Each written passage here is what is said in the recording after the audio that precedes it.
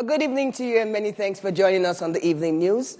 My name is Ifnaya Amafili and we'll start with our stories trending for today. Governor Obiano commends state lawmakers for demonstrating sense of responsibility in resolving differences. Today is World Diabetes Day. Organized labor gives federal government December deadline to conclude processes for implementation of new minimum wage. And on the foreign scene, Palestinian groups agree on ceasefire with Israel to end the violence in Gaza. And we'll start with the news in details. Governor Willie Obiano has commended the members of the State House of Assembly for the matured and wise way they handled the minor misunderstanding that arose in the House. Speaking from Paris, where he's on an official tour with President Buhari, Governor Obiano commended the Speaker of the House, Mrs. Rita Maduagu, the principal officers and other members of the House for rising to the acid test of true democracy and peacefully resolving the mild misunderstanding that erupted amongst them, noting that the matter would have degenerated to something unpleasant if handled by a less competent crop of leaders. The governor expressed confidence in the ability of Anambra lawmakers to always resolve their differences in the truest tradition of representative democracy and forge stronger ties that will accelerate the development of the state. He also expressed contentment with the assurances by the Speaker and the principal officers of the House that whatever grey areas that might still be lingering in the House will be amicably resolved in the next few days. Speaking further, Governor Obiano assured that Anambra remains Nigeria's most peaceful and safe state, assuring that his administration will continue to work assiduously to ensure that the state maintains that status. The first consignment of bags of rice to be distributed to the state workforce this yearly by the state government has arrived. The head of service, Mr. Harry Udu, received the consignment from the Senior Special Assistant to the Governor on Finance and Secretary to the Joint Account Allocation Committee, Mr. Confidence Azodo, at the Jerome Udoji Secretariat Complex in Oka, and will join our correspondent, Ejike Abana, for the report.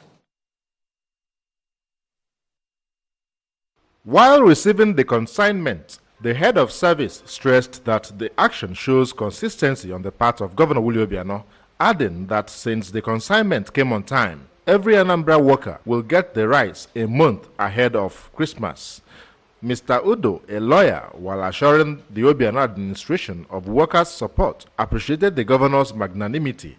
On the new minimum wage, Mr. Udo said that Anambra is ahead of many states in payment of workers' salaries and emoluments. I'm very happy and pledge our total support and loyalty to His Excellency for this act of magnanimity.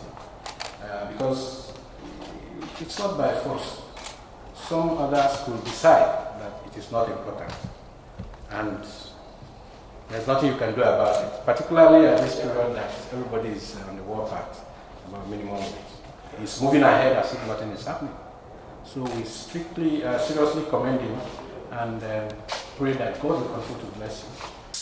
Earlier, while handing over the consignment, the Senior Special Assistant to the Governor on Finance and the Secretary of Joint Account Allocation Committee, Mr. Confidence Azodo, noted that the state government is working relentlessly to ensure that all outstanding payments will be cleared by the first week of December, including leave allowances, adding that the rice distribution will commence from the 24th of this month. I want to thank His Excellency for making it a point of duty to ensure that whatever it is, that the workers comes first in the state. The producer of Anambra rice, Mr. Akai Egwonwu, said that they have checked and approved the quality and size of the rice, attesting that every grain was cultivated, harvested, and processed in the state. Every grain of rice produced, every grain of rice in any of those bags are cultivated, harvested, and processed here in Anambra State. It's obviously a sign of what the governor is doing for the farmers and for the processors in the state.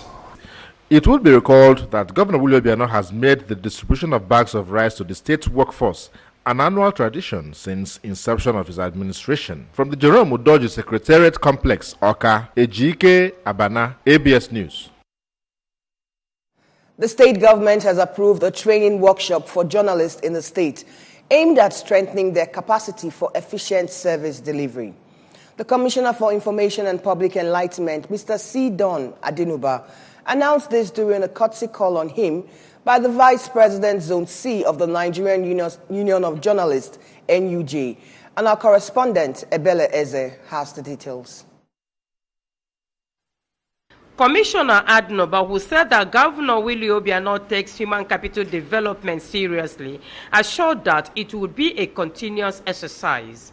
Assuring of the state government's support to the proposed NUJ Endowment Fund for families of departed colleagues, Commissioner Adnoba described Governor Obiano as the only governor in recent years in the country under whose leadership no journalist has been harassed, nor any of their reports contested by government. Willie Obiano is probably the only governor in recent years in the whole country under whose leadership no journalists have been harassed. Has not even taken up the telephone to protest against any reports by any journalists. On the recent peaceful NUJ delegate conference at Abeokuta, Ogun State, where losers accepted defeat and congratulated the winners, Commissioner Adnoba called on other associations, politicians, states, and the country in general to learn from the NUJ. Earlier in his speech, the NUJ Vice President Zone C, Prince Petrus Obi, said they are in the state as part of their familiarization tour, describing the visit as the first of its kind since assumption of office. Unveiling their programs for the zone, Prince Obi listed welfare of members, trainings, establishment of endowment fund for families of departed colleagues, strengthening the profession, and fighting the challenges of quackery as some of their major programs. Commending the relationship between the state government and the State Council of NUJ, Prince Obi charged journalists to maintain integrity and the ethics of the profession in the discharge of their duties. We are also intending to organize trainings because we need to promote professionalism. It's not like business as usual. Gone are the days journalists will stay in your room and write stories because you don't like them. Sledgehammer will fall. The zone will not tolerate any black journalism. We won't tolerate quackery. We are also going to look into the social media. In a vote of thanks, the secretary of the zone, Comrade Kenneth Ofoma, who described Governor Willie Obiano as the most media-friendly governor who is seriously working to touch the lives of the people, stated categorically that no other state can overtake Anambra State. Anambra is indeed one of the states that the governor is working as if he's going for top 10. He appreciates that and say that he should keep it up. Anambra is the leading state, and we are happy that he has kept the flag flying and has improved on the records. If you keep it up so that no other state will overtake Anambra State. Among the vice president's entourage were the state chairman of NUJ, Comrade Emmanuel Ifesnachi, and the state secretary, Comrade Emmanuel Udaga, among others. From the Jerome Udoji State Secretariat in Oka, I am Ebele Eze, reporting for ABS News. The international community is observing today as Diabetes Day. It was launched in 1991 by the International Diabetes Federation and the World Health Organization in response to the increasing rates diabetes around the world. In this special report, our correspondent Ekwi Ajide takes a look at the relationship between diabetes and orthopedic surgery. Her report. The international community is observing today as Diabetes Day. It was launched in 1991 by the International Diabetes Federation and the World Health Organization in response to the increasing rate of diabetes around the world. World Diabetes Day is the global awareness campaign focusing on diabetes mellitus, which comes up on 14th November every year. Diabetes, a non-communicable disease, is of two types, diabetes 1 and 2. While diabetes 2 is preventable and treatable, diabetes 1 is not preventable but can be managed with insulin injections. There is a strong relationship between diabetes and orthopedic surgery. According to Dr. Amechi Nwachukwu, once diabetes has become complicated and gangrene sets in, the affected limb should be amputated to save the life of the patient. He lamented that most people do not know their health status and as such carry the disease without knowing they are diabetic. Dr. Nwachukwu, who warned that mismanagement of diabetes could lead to death or amputation, encouraged people to go for regular checks and always keep to their doctor's advice. It's always good for you to go to see your doctor because your doctor goes for training from time to time to update himself on newer happenings in the nation and in the world of medicine. And when there are new breakthroughs, they will come back and they will extend it to you. And you get better. You understand me? So, that is why you have to always visit your doctor from time to time. Check your blood sugar, check your blood pressure. Make sure that you stick to your drugs. Don't go to self-medication. Some diabetic patients, including Mrs. Eukaria Okeke, whose leg had already been amputated, and Mrs. Juliana Obaaka, advised all diabetic patients to always adhere to their doctor's instructions, while a caregiver, Mrs. Ngozi Nwosu, urged people who take care of diabetic patients to always show them love and care.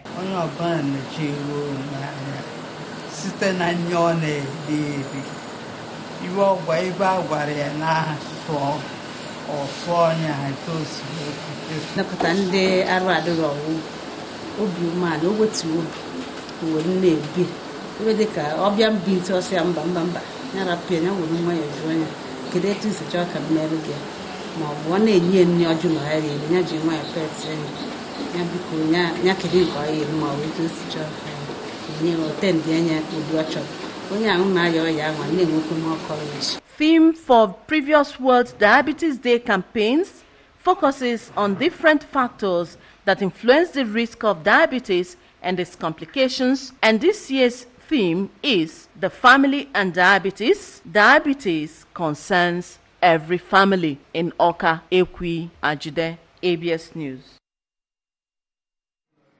The Anambra State Police Command has paraded some suspects for various crimes, including cultism, child stealing, armed robbery, kidnapping, and murders.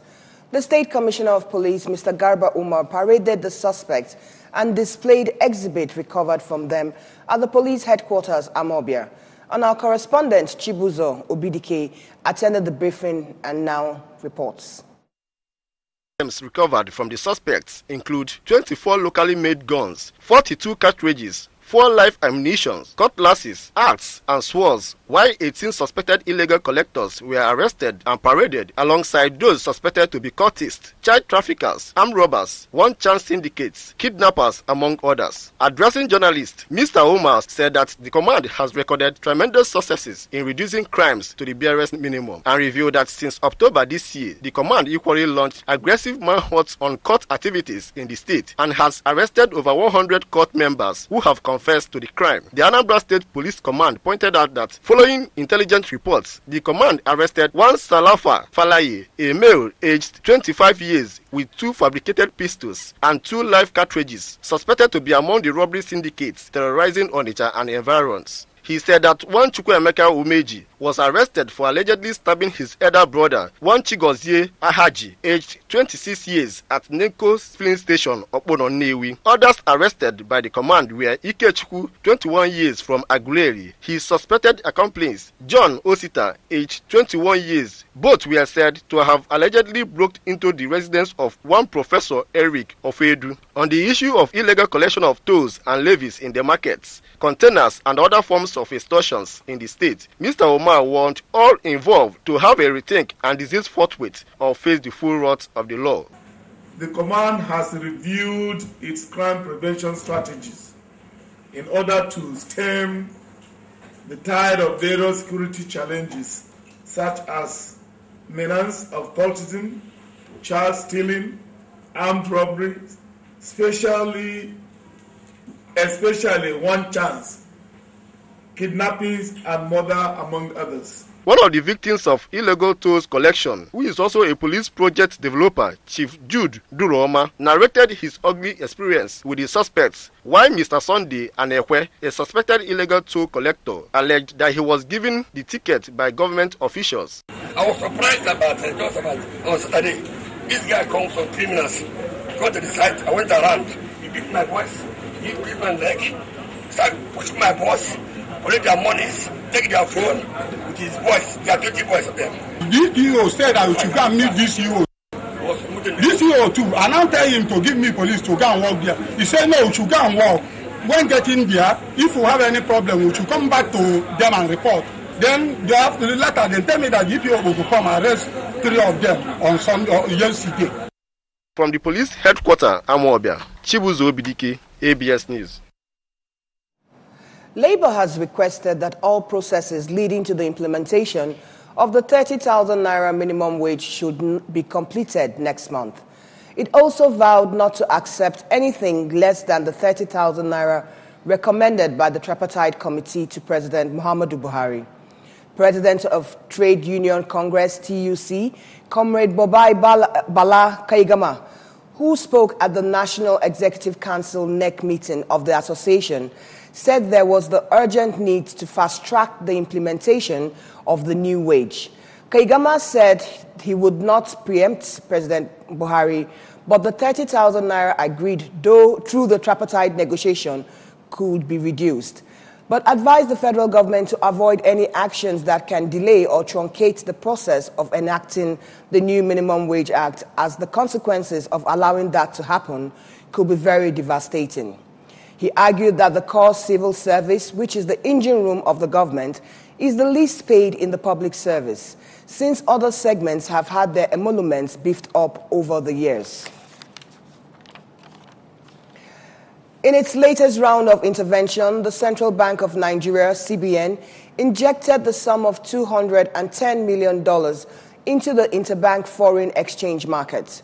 Figures obtained from the CBN indicated that the authorized dealers in the wholesale segment of the market received the sum of $100 million, while the SMEs and invisible segments were allocated the sum of $55 million each.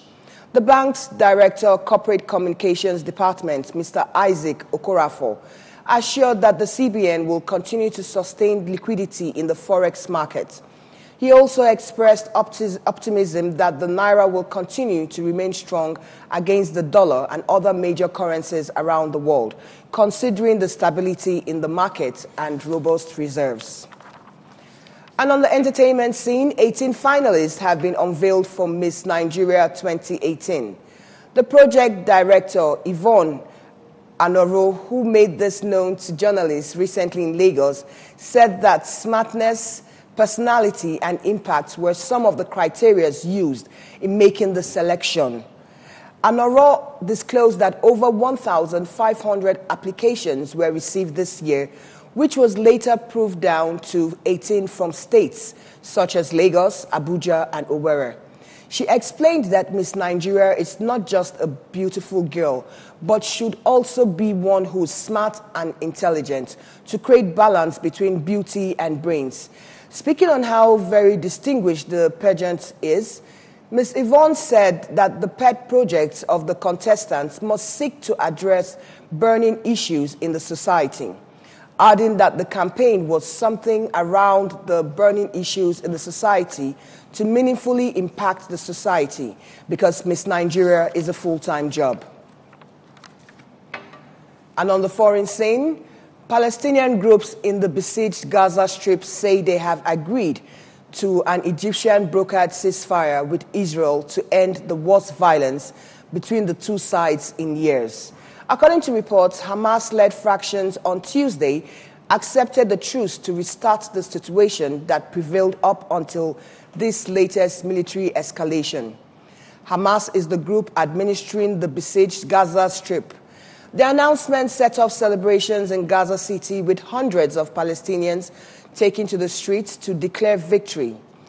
Earlier, senior Hamas officials Ismail Haniyeh said that the Palestinian group was prepared to return to a ceasefire agreement if Israel stops its aggression on the Gaza Strip. At least 7 Palestinians have been killed in Israelis' attack on the coastal enclave since Monday, in the worst violence between the two sides since 2014 war. The latest escalation erupted late on Sunday when Israel launched a botched raid in Gaza that killed 7 other Palestinians and one of its commanders. Hamas and other armed factions fired over 400 rockets or mortar bombs at Israel, with Israel responding with dozens of air raids. And moving over to the sports scene, Nigeria's under-20 boys Flying Eagles will sweat it out with their counterparts from Ghana, Niger Republic, and Benin Republic in Group B of the WAFU Under-20 Cup tournament holding in Lomé, capital of Togo, between December 6th and 16th.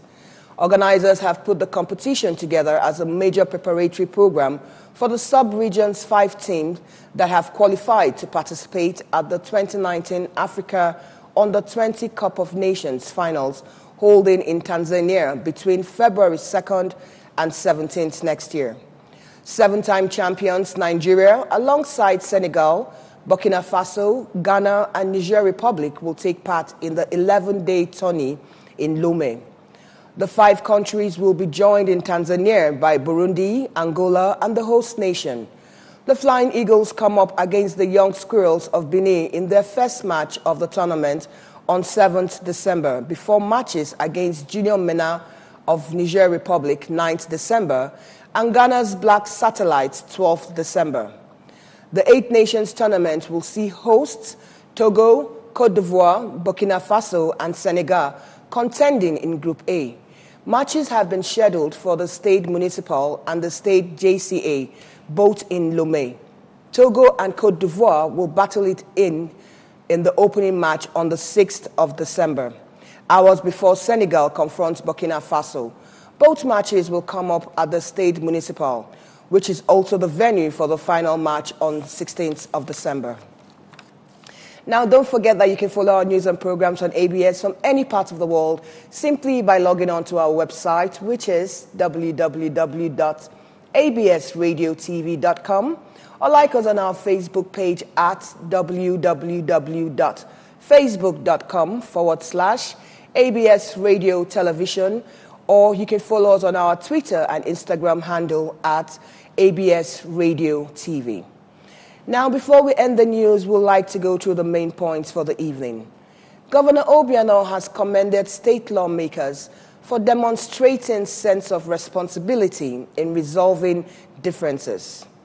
Today is World Diabetes Day. Organized labor has given the federal government December deadline to conclude processes for the implementation of the new minimum wage. And on the foreign scene, Palestinian groups have agreed on a ceasefire with Israel to end violence in Gaza. And that's it with us from the evening news. Many thanks for being with us. My name is Ifunanya Amafili. Do have a pleasant evening.